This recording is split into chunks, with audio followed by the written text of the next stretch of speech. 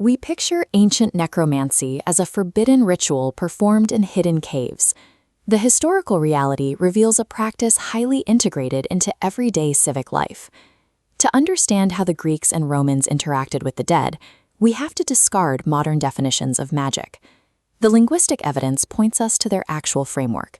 They spoke of the necromantion, an oracle of the dead, and the sukagagwe, the professional evocators who summoned them.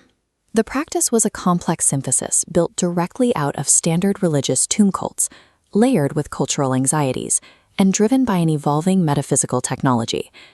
To see how this synthesis worked in practice, we need to deconstruct its foundational architecture.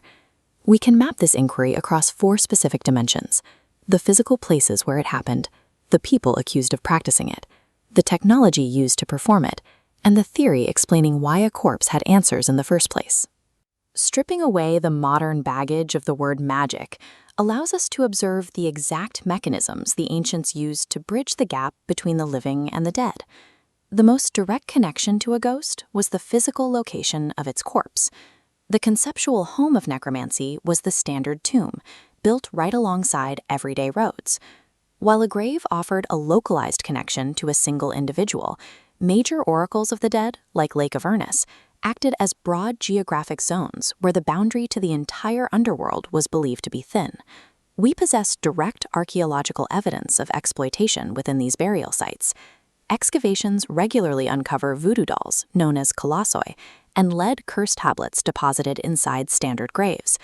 Practitioners deposited these items to compel the specific ghost residing in that exact plot to execute their requests. The line between honoring the dead and extracting information from them remained highly permeable. A 2nd-century epitaph for a priestess named Amias explicitly invites passersby to leave a prayer at her altar in exchange for receiving a prophetic vision from her ghost. Necromancy operated as an extreme, utilitarian extension of the everyday Greco-Roman funerary infrastructure. The identity of the necromancer shifted drastically in the historical record. Early accounts point to local Greek males acting as professional evocators. As centuries passed, literature projected these skills almost exclusively onto marginalized or hostile outsiders. Sociologists identify this as cultural distancing. To process societal anxiety and delegitimize foreign rivals, writers morphed the Greek practitioner into the Persian mage, the Egyptian priest, and eventually the Thessalian witch. This literary projection reached a grotesque extreme in Lucan's epic poem Pharsalia. He created the fictional Thessalian witch Erichtho, a character who mutilated corpses and pumped them full of hot blood and poison to drag ghosts back into their bodies. The taboo extended beyond foreigners. It was also projected upward onto tyrannical emperors. Accusing a ruler like Nero of practicing these rites broadcast his paranoia and his severe deviation from acceptable Roman norms. This accusation served as a highly effective political trumpet, repeatedly deployed to vilify subsequent emperors by associating their reigns with desperate, forbidden arts. The literary profile of the necromancer serves as a mirror reflecting Greco-Roman anxieties regarding outsiders, women, and absolute power. The physical mechanics of the ritual evolved over time. Early methods focused on offering sustenance to allow a ghost to speak.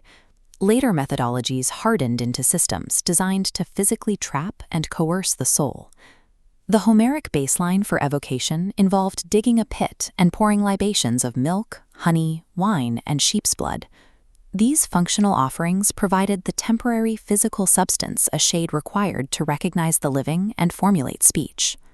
By late antiquity, the methodology shifted toward direct corporeal manipulation. Practitioners entirely moved away from offerings in the dirt and began surgically preparing actual corpses and disembodied skulls.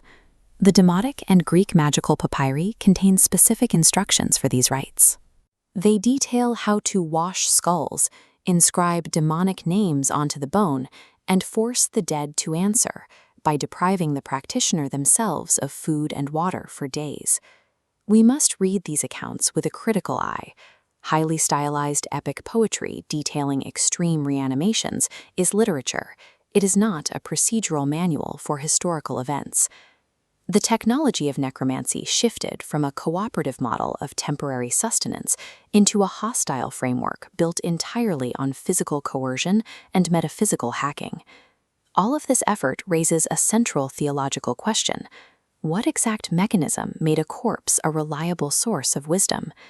The Roman author Tertullian noted that practitioners targeted specific categories of the restless dead: those left unburied, those who died before their time, and those killed by violence, were considered tightly tethered to the physical world and the easiest to exploit. The Pythagorean tradition offered a structural explanation. They argued that the physical body fogged and confused the mind.